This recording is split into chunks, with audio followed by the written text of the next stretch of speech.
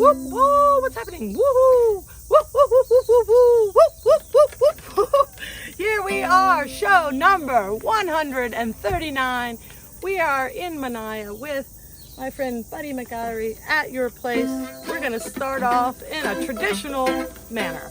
Something's going to happen and it could be good. Something's going to happen and it could be good. Something's going to happen and it could be good. Something's going to happen like we knew it would. I knew it.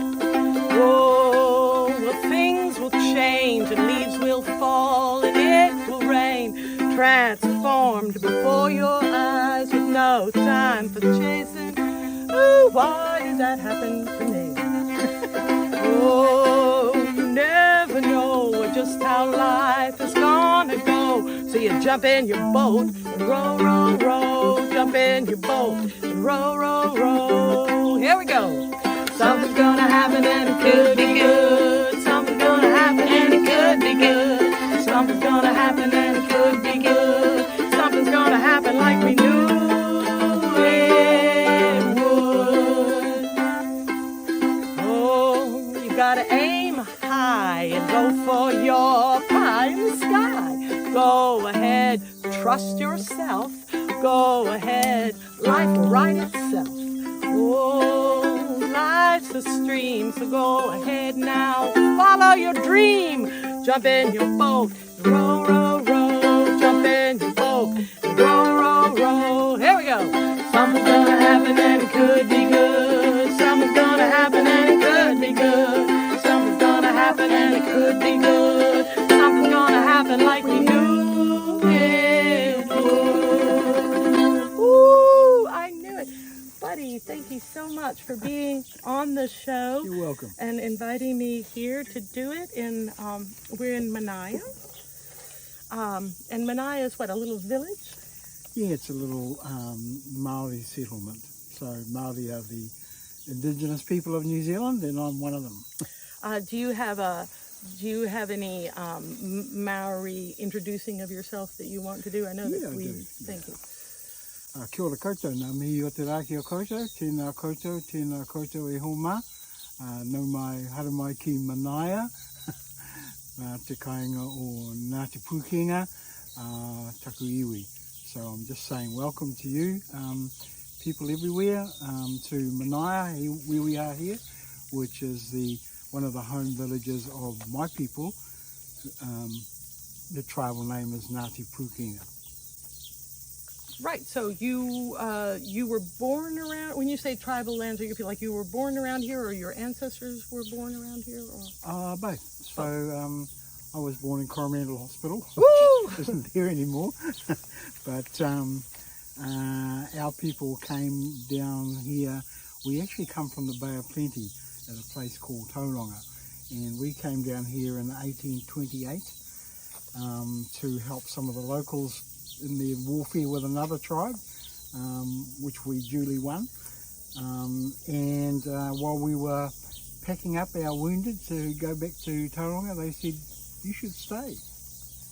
And so they gave us this land, which is, you can't see it of course, but there's a river that runs through the valley here. And so it's on the western side of the river. From the river to the skyline is the land that they gave to us. And where we are here today is my family's share of that. So for hundreds of years, your family has lived. Well, we've been here since 1856, I think, we first came here. Yeah. 1856. Okay, and you do all sorts of things.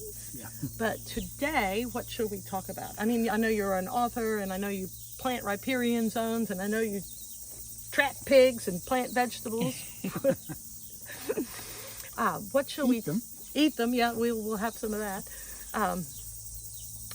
What shall we talk about? Well, if you don't mind, Laura, I'd like to talk about a famous battle which took place in Tauranga in April 1864, when we, that is all the tribes from Tauranga, took on 2 regiments of the British Army, plus their naval units and the local militia, and we won. So it was a famous battle called the Battle of Gate Pa, And one of the projects that I'm working on at the moment is to build a museum which will commemorate that whole battle. And so I've just come back from the trip to the States, actually, through the southern states in particular. And why I did that was because the American Civil War was happening at the same time. Oh, interesting. So what I wanted to do was to see how the American Civil War had been commemorated, and any ideas I might be able to grab for our museum back here in New Zealand. So yeah, it's an interesting. Where do we can hand? Which one do you want? Just in order as they come. Anyone, yeah. bring them all as they come. Okay, what's this one? So this one is of. It shows a Māori warrior inside the fortifications. This is one of the very first times that Maori people had come up against British artillery, but they already knew how to respond by digging these deep trenches, and so this palisade is really just for show. It's not really anything major. So the main defences are in the trenches here, and you can see there's the trench, there's the warrior here, and why they won the battle was because the British, in attacking, so they were firing their cannons. Can we have that one? Is it cannon one? Yep, here we go. Okay, so you got these people in a pit over here, like the Civil War, actually. Yeah, very much like the outskirts of like that. Vicksburg and Fredericksburg. So this is from the British side. So these are the cannons, and you can see the par on the ridge. Yep. Yeah. And so the British, they came early in the morning. They spent all day bombarding the fort, trying to blow it apart. But it had been very wet. It was raining at the time, and all the earth that had been thrown out in building the fortifications just turned to soft mud. So the shells just went into the mud and didn't explode. So God was on your side. The other thing was, if you can see the little flag here.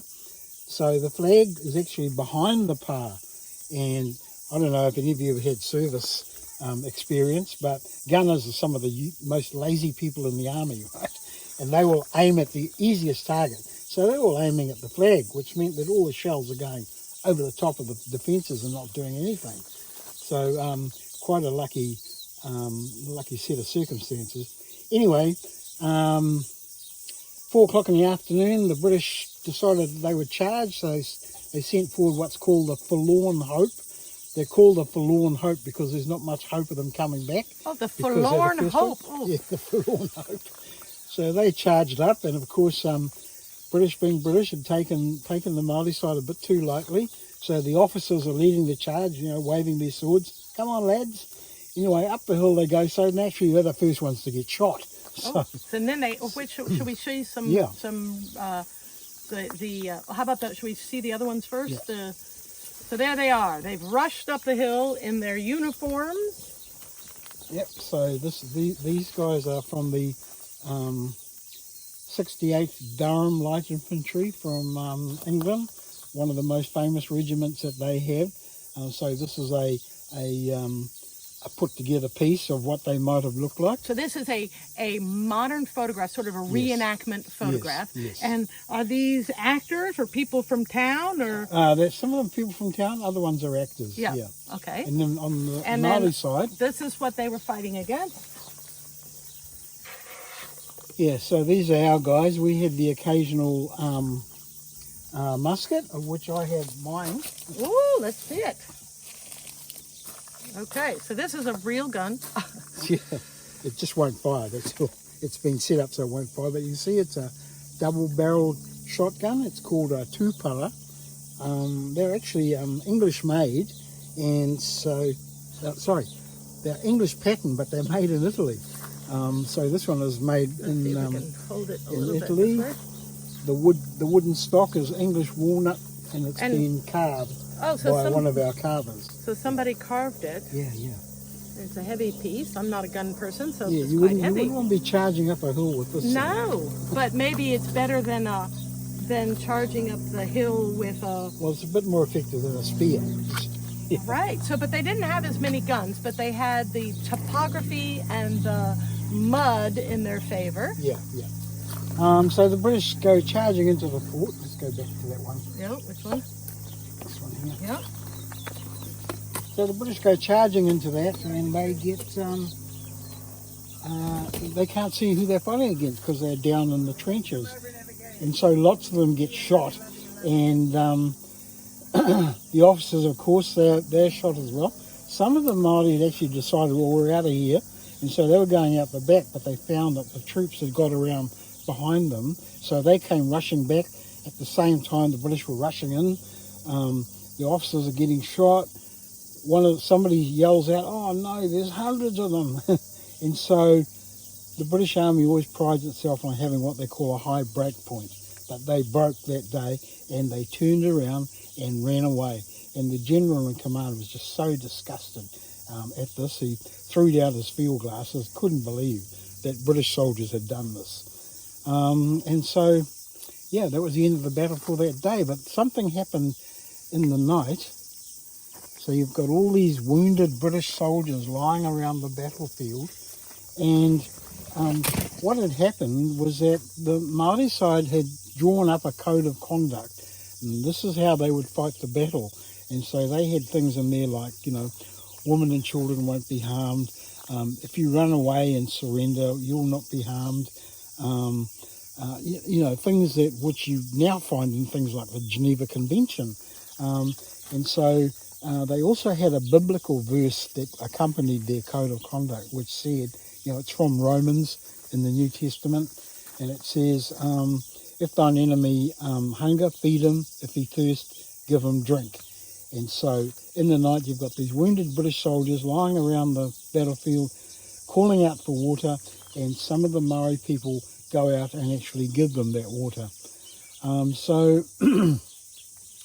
it's been remembered by the British because of those actions. And so if you go to London now, there's actually a memorial to all this. And in, I think it's Salisbury Cathedral, there is also a stained glass window that commemorates the whole battle. Well, you know what's interesting, and you said you had been, come sit here for a second so we can see your face.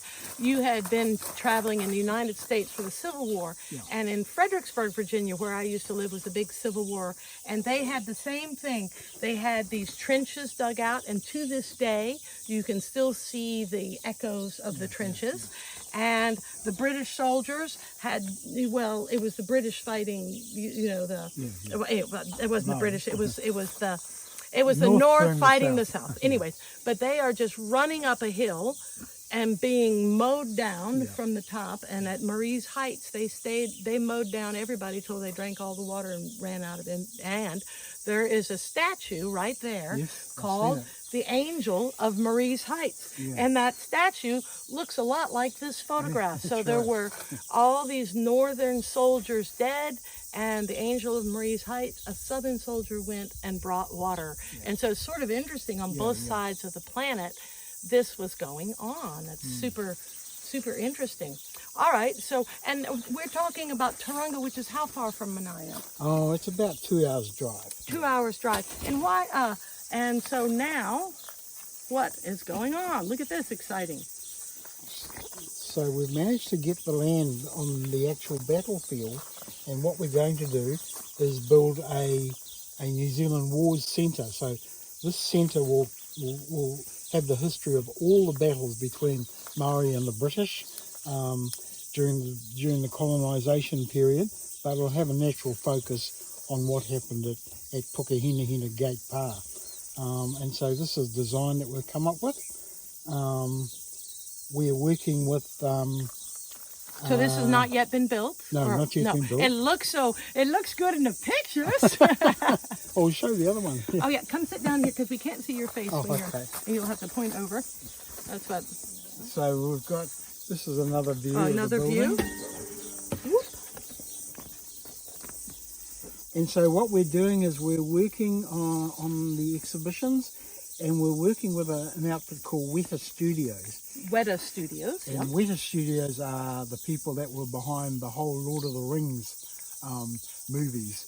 And so they're looking very, very much forward to working on this. We're also working with a guy called Sir Ian Taylor. Ian has a company called Animated Research Limited. And when you're watching your golf, like the PGA golf, and you see the animation of the ball flying through the air. Yeah. So that's Ian's company who do all that work. So they're going to be working with us doing things like holographs. So instead of having security guards, we'll actually have holograph guards, warriors, standing across the front. Like here's one here. So it'll be a holograph. Yeah. Wow, that's so exciting. And the same sort of thing, like when you walk in the door, a soldier and a warrior will step forward and say, hello, come in. And they'll be holographed too. Yes, they'll be holographed Wow, too. it's interesting. You said you went off to look about how they were commemorating the Civil War, and a lot of those sites have been around forever, and they're not very... no, they need a bit of injection of New Zealand talent. That's what I think. I think that what used to pass for a museum was just a place that had objects in it, and now museums need to be more... No, they need to be interactive. Yeah. They need to be interactive. And what is is there a timeline for this yet? Well, I hope to get underway in 2026 with construction, but I've got to go and find 55 million, Laura. Yeah, you got any spare well, you know, I am blessed to have a little bit only, but not quite 55 million. So I am blessed to have money in my pocket, though, I can tell you that.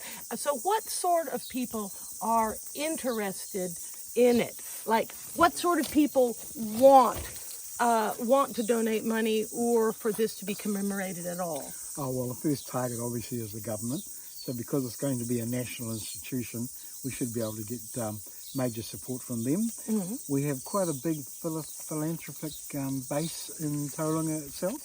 And I know a lot of those people are quite interested in contributing. But what we're doing is recruiting just ordinary people, you know, and you just pay a membership fee of $50 or something. But it all helps, right? Right. And it all counts. Right. So we'll get there. And, well, I presume you will get there. Why not? I mean, you won the battle. I don't know why we shouldn't get it. We couldn't be commemorated. Yeah. Also, you write some books and... Yeah, well, the one that we did a history of the complete battle history. Myself and another historian, Cliff Simons. Cliff is a serving officer with the New Zealand Army, and he's their education officer. So it means that every officer in the New Zealand Army has to do Cliff's course, in which they learn about battles like the one at Gate Parr. And so Cliff's got a good background to that as well. So Cliff tells what we call, here in New Zealand we call people of European descent Pākehā. So he tells the Pākehā side of the story, and I tell the Māori side of the story. And is Pākehā a negative term? Well, some people take it to mean that, you know, like the... Yeah, kind of like, Pākehā. It just means stranger. Just means stranger. Yeah. And so whatever weight you put on that, but it's not a slur in and of its own right. No. Just means stranger, not necessarily white invader from the... Oh, yeah. I've heard people say, it means white pig. And you know, your lunch. Yeah, your lunch. Yeah, okay. So it is okay to refer to this army person as Pākehā. Yes. Okay. Oh, well, how would I know? Because you never know. And so you have your feet in the ground over there in Tauranga, but also here. Yes. And here, I know you were doing some riparian zone planting. How'd that go? For those of you that know, riparian zone is along the rivers, and if the cattle have muffed it all up, you need to replant the riparian zone, the edges of the river to... Well, fence them all first to keep the cattle out of the water, and then plant up the riparian strips along the river banks to, one, prevent erosion into the river, but also to any runoff. The riparian strip sucks it all up before it hits the river itself, so it's a good way of enhancing water quality. And so we had a little contract here to produce 6,000 native plants, which we've done. They're all in the ground now, and we've got about another 1,000 left, which I'm planting around our property here. Much of it is something called manuka, And Manuka in New Zealand produces a very special honey which has wonderful healing qualities, but it's very, very expensive to buy. So that's why I'm planting all the Manuka trees. So our bees, we've got our own beehives here. Hopefully the honey that we produce will have a high Manuka content, so you could use it for things like putting on wounds and that kind of thing. Yeah, really good. Yeah, it's really good. It has some sort of living enzyme in it, doesn't it? And if you put it in your hot tea, it kills that living enzyme. So all you people buying expensive honey and popping it in your hot tea, stop that immediately. You take a spoonful, put it directly in your mouth or directly on a, oh, run up there and grab one of, run up, let me tell you what to do. Grab one of those grapes just for fun. Just because here where you're, you're interested in the riparian, and can you reach it? And there's a lot of food growing around, and they're just out of reach. There's some below you. There we go. Just there's a few that the birds have left. These are just starting to come on. These beautiful black raven. Have one. Yum. One for the cameraman, woman. There you go.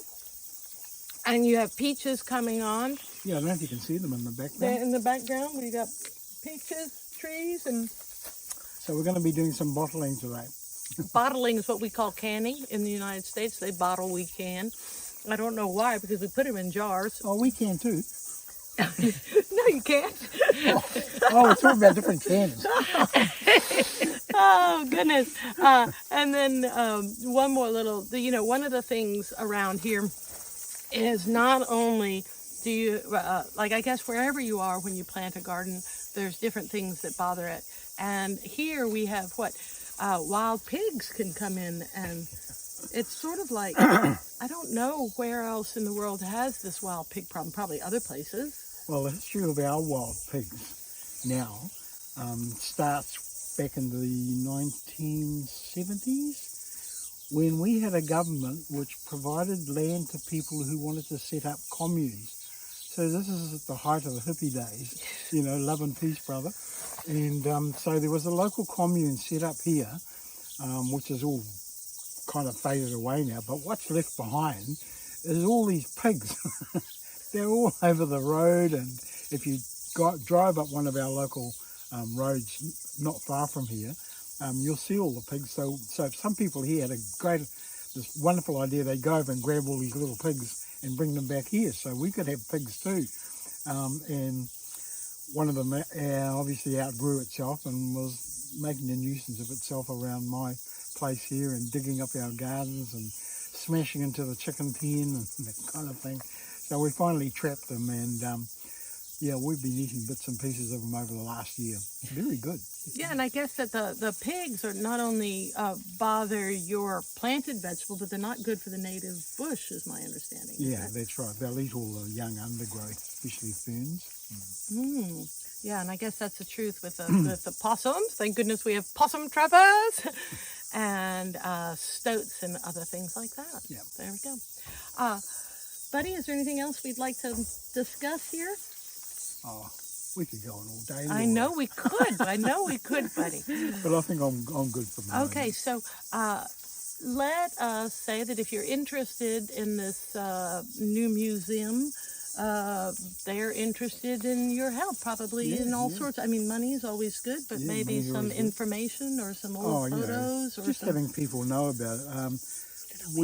Tauranga frequently gets cruise ships coming here, and I was up at the museum site the other day, and there were at least 7 Americans just wandering around looking. They had some guy trying to tell them a little bit of history, but so I turned up and I was able to give them the story. Right, because you're an actual historian. He's got a piece of paper that says he's a historian. Okay, do you have if somebody wanted to get in touch with, about this project, where would they, is there a website they can? There's a Facebook page, yeah. There's a Facebook page. And just go and look for the Battle of Gate Pa. That's Pa, P-A, right? And Gate, G-A-T? G-A-T. Gate Pa. Yeah. The Battle of Gate Pa. And you could get in touch if there's something like that. Sure. Amazing. buddy, thank you so much. I appreciate your time, Oh, and I wonderful. appreciate what you're, trying to do for the community. Why do you want to, like, in Fredericksburg, where I used to live, Yeah. we used to reenact the Civil War, and I was always saying it wasn't any fun the first time. Why do we keep reenacting this dumb war? Why do you even care about having a museum? Well, it's in many ways, there's lots of little threads to it, but so my great-great-great-grandfather was there, and my great-great-uncle was there. He was the first one to be killed, right? So he got blown apart by an artillery shell. So it's always been in our family history that we have this close link with what happened. And the thing is that after that battle and the next battle, which Maori lost, then the British decided that we would be punished for rebellion, and so they took all our land from us. So that's why it's important for us to keep that alive. Keep that alive. Well, that's good. Yeah, people are always taking something from somebody. It's like, anyway. Well, it's what the British did in Ireland, Everywhere. Scotland. We had the Scotland clearances. So there's a record to this stuff. Okay, well, that's it. There you go, family. Yeah. There we go. I'll take that from you. Thank you so much. Thank you, I Laura. appreciate your time. I'll go and cook lunch. We're having You go and fresh cook. Yeah, fish. we're having fresh fish for lunch. I'm going to talk a little bit, and then we're going to have another guest. One thing I wanted to say was the last show we had, my friend Dawn was on the show, and she was talking about volunteering down at the local thrift store, and I just love our little local thrift store. And the other morning, I'll back up. I've made this large sculpture, and I want to take it home with me. And so the local op shop thrift store is called the Bazaar. And at 9 o'clock in the morning, I was walking past the bazaar, and somebody had left a giant suitcase sitting in front of the bazaar. Presumably, they were donating it to the bazaar. And I said, I need that suitcase. And it's 9 o'clock in the morning, and I'm walking the other way. And I'm like, you're not just going to steal the suitcase, Laura. And it's like, it's not stealing. It's in the middle of the road. Of course, it's stealing. Clearly, they left it there for that. And you're going to, so I just wandered away. And the next morning, I went into the bazaar. And, of course, the suitcase was there. And I bought it for $8, which I thought was very reasonable. And I took it home, and my sculpture fit in it. So that's one of my fun bazaar stories. But here's the other bazaar story that I love, is that I go by this little op shop every day because it's fun when I'm in town. Just pop your head in and talk to people and see what's what. And they have a fancy rack out front. And this shirt was on the fancy rack. And a friend of mine said, oh, you should have that shirt. And because it's cotton, it's very nice. And I said, oh, I don't need any more clothes, and it's on the fancy rack. I'm not spending money. Ridiculous. I've got more clothes than I need. And I walked away. And then the next day I came back, and I thought, oh, that shirt was pretty. I did like it. Maybe I will spend a little bit and get it. We're talking less than $10 here. I think $6 or $7. But it was gone. And I said, see, if it was meant for you, you'd have it. You didn't need that silly shirt. Go on about your business. 2 days later, I'm going off to do a job with a friend of mine. She's painting a trailer, and I said I would help her. She's art painting it, and I was there to sort of help her. And she said, oh, here, I've got a shirt. I bought it at the thrift store, and it doesn't fit me. If you need to, you can wear it. And she hands me this shirt. So I thought that was funny. So clearly the universe wanted me to have this shirt. So that's my little story. So please go volunteer somewhere, either for a museum or at the bazaar or something. One of the other things that I wanted to show you all is some of the crafty stuff I've been doing. This is a piece of flax from they call them a bush. They're not really a bush. They're sort of grassy thing like this. And this one is in not good shape. See how it's all spotted. And so it's not the best for weaving. And with this flax, you can make something like this. This is, I was taught this in Kennedy Bay, which is a place not far from here. And you can weave something like this, and it starts off green, and then it turns grayer and grayer. And one of the other fun things you can do is make these beautiful, make these little flowers, and they call them puti puti. And I'm not sure if I think that's the Maori word for flower. I wasn't sure if it was the Maori word for all flowers or just woven flowers, but I think maybe it's all flowers. See, I'm getting the proper nod here. And it takes quite a bit of time to sit down. It took me several hours to weave this little thing, and I think to myself, well, what's the point? Well, I can give them away as presents, and I will offer some presents before I leave here today. And I've been wondering to myself, like, what makes art and what makes craft and what's worth your time? And when I sit around and do this, I feel really good, and it's my local environment. And then I think, what in the heck, you've just wasted 2 hours making fire starter, really. So but this part is very useful. And look, I have little bags in here inside my big bag to keep my pointy things from coming through. And you can decorate them differently or have little bits of mocha, I think it's called. Yes. Oh, good. Thank God you're over there giving me the nod. This is the interior of this flax, has these threads, and it can actually be, and it's funny, it's flax, but not English flax that clothing is made from. So anyways, I'm very proud of myself with that. And I mean, is this craft or is it art? I'm sure it's craft. And the other thing I've been doing is I've been doing these little drawings with my friends. And so I bought this pad of paper for $4, and I got these hair chalks from the bazaar for $2. And I've been going around doing some little drawings and asking other people to join me and doing them. And then I think to myself, oh my God, Laura, what are you doing? This is nothing but bad art. Why are you wasting your time? Like, what is this? This is just garbage. Throw it in the trash can, Laura, but I can't seem to throw it in the trash can. I'm saving it for some reason, and I don't know why. And I haven't signed any of these because I didn't do them all. Some little girl in a shop in Tim's drew this little pink thing, and I did things on top. But the other day I had drawn a picture of a tree that was being cut down because it was a foreign invasive, and we were feeling bad because of the tree. And so I thought, oh, well, I'll just do a drawing of the tree for its spirit, because the tree had to go, but we wanted to honor its spirit. And so I drew a pretty, if I may say so myself, pretty poor drawing of a tree. I'm not a visual artist. And so, but I drew this little drawing of the tree. And then I ran into the person who has been for years trying to get this tree cut down because it's sending little seedlings all over the mountain, and he spends every spring pulling up these seedlings, and that one tree was the cause of so much trouble, and he's just been battling this tree, and he was so glad that the tree had been cut down.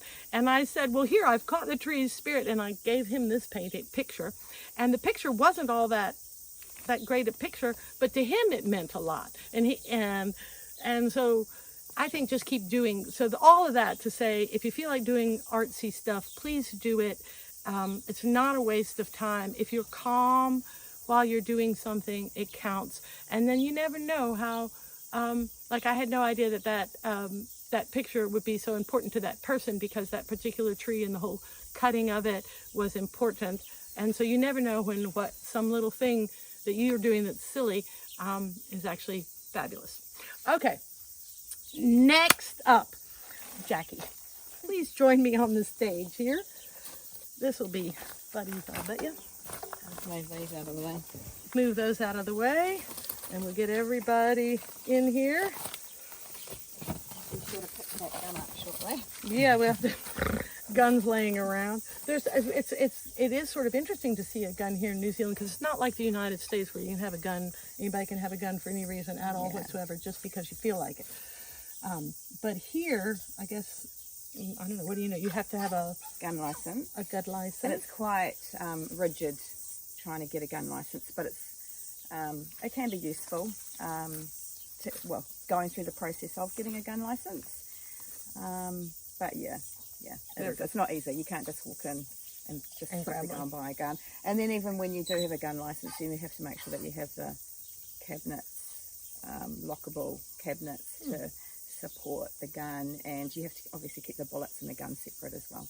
Seems normal. Seems like duh. Anyways, please, Jacqui, will you introduce yourself? we've jumped into conversation about guns, which has nothing to do necessarily. Sure, okay. Kia ora koutou, nā mana hautanga o te wā. Ko waio, he uri no Tauranga moana, te puna me rangiwa nā wahi, kei te noho au ki Bethlehem, ko Rolleston tōku ingoa whānau, ko Jacqui Rolleston-Steed tēnei. So I'll just acknowledging everybody, just hoping everybody's just having a good day. But also just mentioned where I whakapapa from. So whakapapa means is your genealogy. So where I'm from. So I'm from Tauranga. My family are from Te Puna and Rangiwaia Island in Tauranga. And I live in Bethlehem. And my family name is Rolleston. So yeah, and Rolleston obviously is quite a prevalent name in Tauranga. Oh, is it? Okay, yeah. It is. Okay, well. Big whānau, big family. Big family. And what are some of the things that you're interested in? How's your life going? Yeah, there's a lot Who of the things heck are you, Jacqui? Yeah, who am I? I'm still finding out myself. Yes. So I'm a wife. That's important. And my husband is NASA.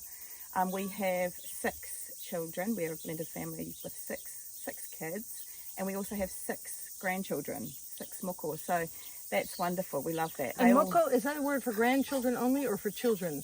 No, moko puna are your grandchildren. Okay. Yeah. Okay. Yeah.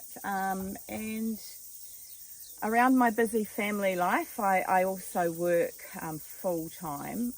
I work with what's called the Regional Public Service Commission. Regional Public Service Commission. Yeah. I mean, we could be here all day, but your eyes would glaze over if I was to continue to talk about that role. But essentially, we're kind of like the Switzerland of government agencies, and our roles is to convene all of government to work together to address community issues, priorities at a more localised level, with iwi in particular, so iwi or tangata whenua or people of the land, being our primary stakeholders, as they're generally the recipients or the benefactors of any sort of ongoing priority within the community. So their voice at the table is really, really important. So yes, I guess in short, I'd call myself a professional cat herder. Cat herder. Yeah, right. Yeah, bringing together the agencies to work really coherently together, break down those silos. So yeah, that's a big job, and there's a lot happening in that space. And in particular, I work on 2 PO. So we have 4 PO. So it's a framework. For what post? PO. So PO is like a Māori word for I guess like to stand something up. So like it could be the pillars of something.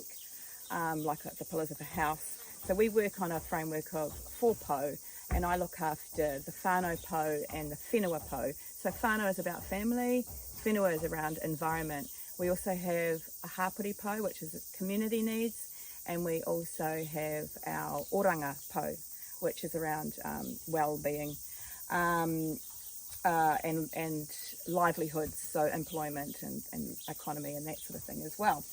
So yeah, within my PO, I'm a big thing that's quite big in the Bay of Plenty. So you're in Coromandel, which is we're in Coromandel right now, and that's part of the Waikato region, whereas I live in Tauranga, and that's part of the Bay of Plenty region.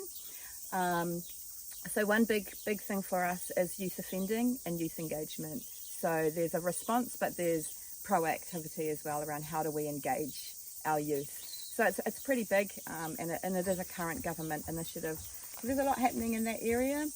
I'm also a business owner, and I actually work alongside Buddy, and we own a company called Manataiao. And Manataiao is, well, we do a lot of event management, but there's project management around that as well. And again, Manataiao is essentially the Māori word for integrity to our environment. And also I'm halfway through a Master's in Indigenous Studies. So that tohu, or that Master's, is through Te Wharewananga o Awanuiarangi, which is the only wharewananga in New Zealand. There is Te Wānanga, but not Whare Wānanga. What's the difference? So they're Māori universities, but back in, in times of Māori, and more ancient Māori times, Te Whare Wānanga was your higher state of learning. And so Awanuiarangi, which its main campus is in Whakatane, which is also in the Bay of Plenty. They actually host a lot of Indigenous students. Like we've had a lot of Canadian First Nations come through and do the same masters and PhDs through Awanuiarangi. So I've basically completed my papers and looking at doing my thesis. So my thesis is around how post-colonial Māori economy is a parallel universe to mainstream economies, and also how Māori trading was fundamental to the Māori economy. And then there's another area around manawahine, so that's the woman's integrity to the space and their contributors as leaders in the economy. So yeah, it's quite a big thesis. Now, did you grow up speaking Maori? Because for a while that was not in fashion to speak Maori. Yeah. Well, my nan and my koro always spoke Māori, and they sent their kids to Māori boarding schools.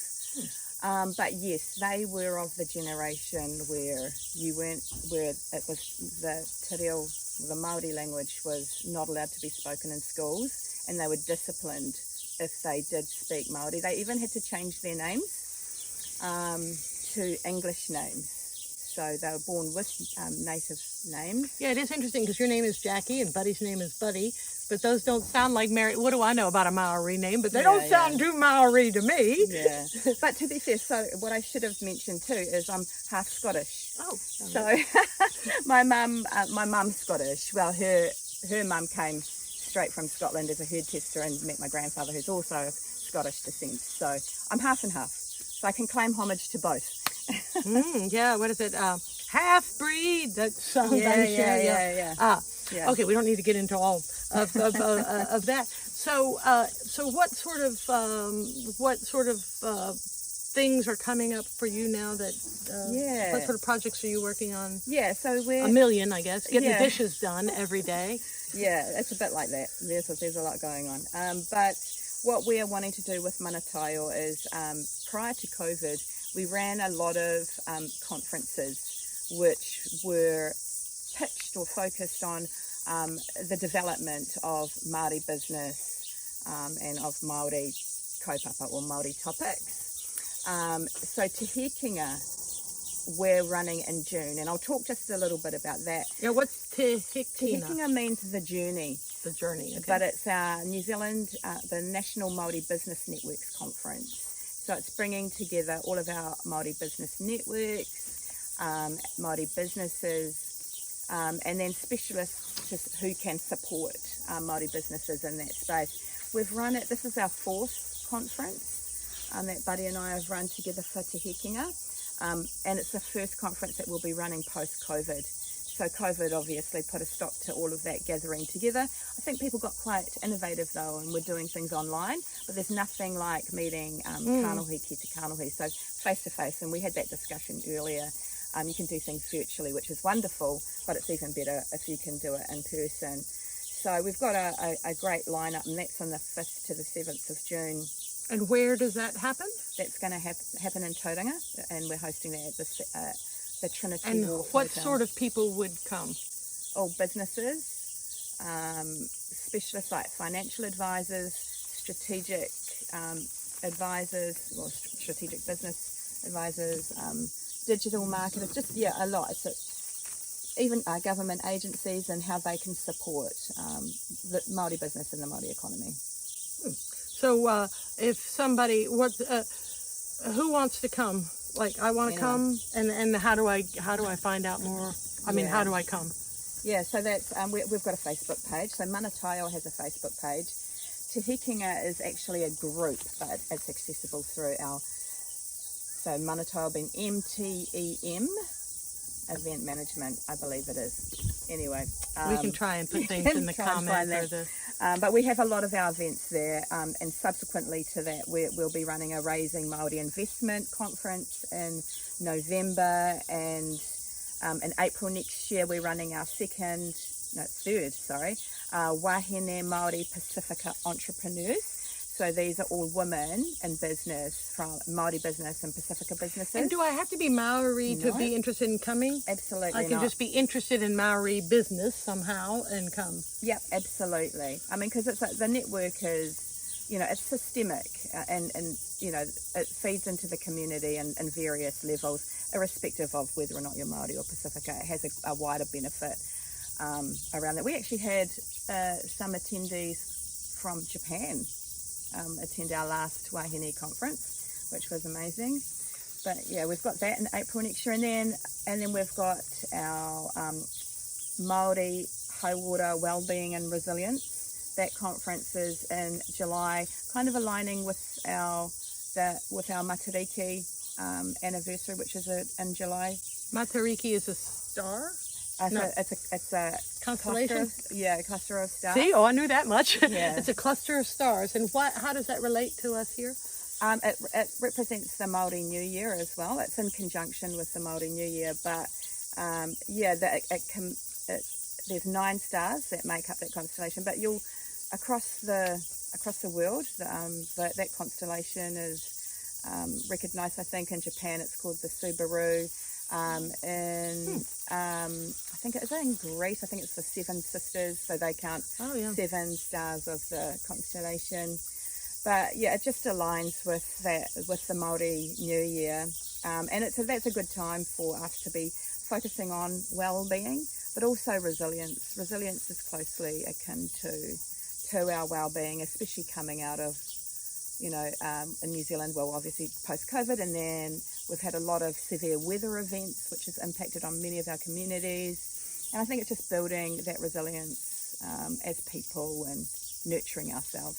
And like you said, this is what, the 4th conference that you've done? Well, the Te Kinga. Yeah. And so do you feel like that as these conferences happen that you are having success? Oh, absolutely. I think what's important is not just running a conference, a one-off conference. It's how do you ensure that the delegates, the presenters can continue having, to continue to engage, to continue to thrive.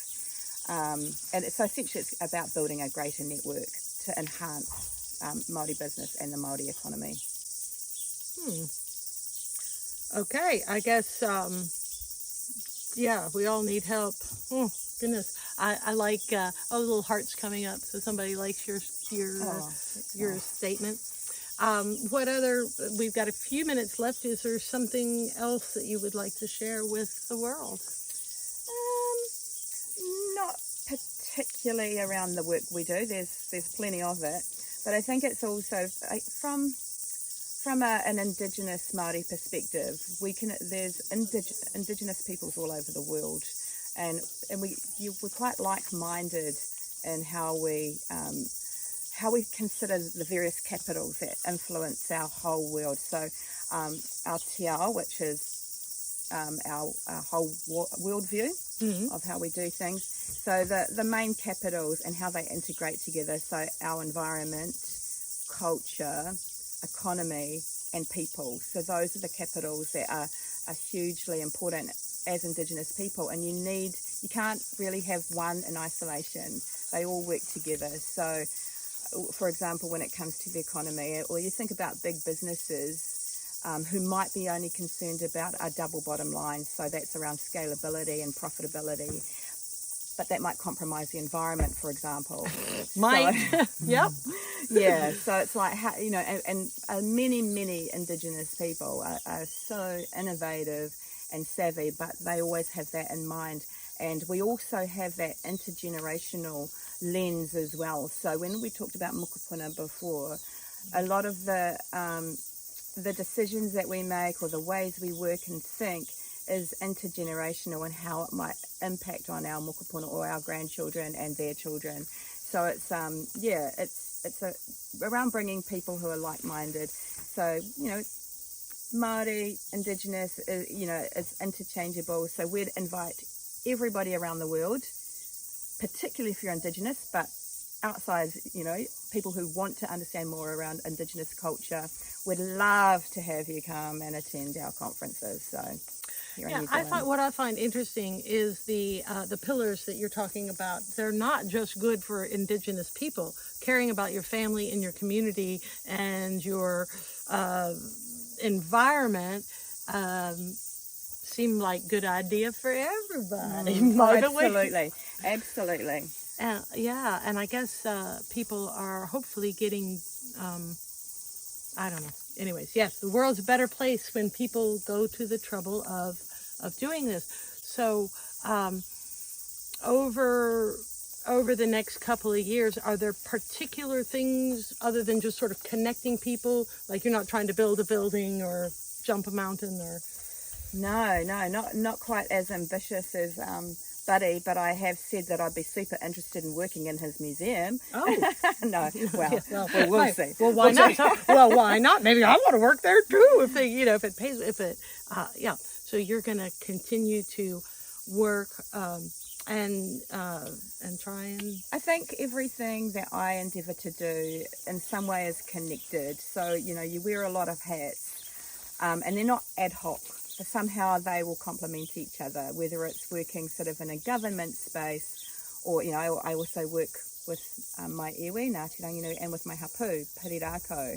And there, a lot of the stuff there is environmental as well, having to manage relationships with government agencies. So it's how do we connect? So I like being able to, if everything that I do while I'm busy, if it connects well, if it resonates with me as a person, if I know it's going to help, our mokopuna, then I definitely want to be part of it. Yeah, and hopefully there's more and more people. And do you all need volunteers at your conferences, or do people get the... Always need some handy hands around and some technical expertise. Yeah. Photographers and media release writers. That's always good. But yeah, right down to just helping out on the registration table. So people are free to volunteer. There's so many, like the last show, like I said, we were talking about the op shop, the bazaar, and how they need people to come and just fold clothes. And here you are putting on a fun. You need somebody to just sit at the register table and doing for your community, I think is really good for you. And whether doing for your community is being the treasurer of the ladies knit group, or whether it's putting on a conference, somehow I think that we ought to, we as people, we ought to. I'm going to tell you what you ought to do. You ought to go volunteer for something. I feel like so much emphasis is spent on your personal life and getting your house and succeeding at your job and selling the most, that we don't have much societal input saying, go volunteer, go give your time, go see if you can be useful, talk to an old person on a bench. And I think it's really important for people to give a little bit of time to somebody other than yourself, and even if it's just picking up some litter on the side of the road. Okay. All right, we're going to call this show over, and we're going to be back in 2 weeks somewhere, not exactly sure where, still in New Zealand for show number 140, and so we're going to say goodbye. Bye. Goodbye. Ka kite.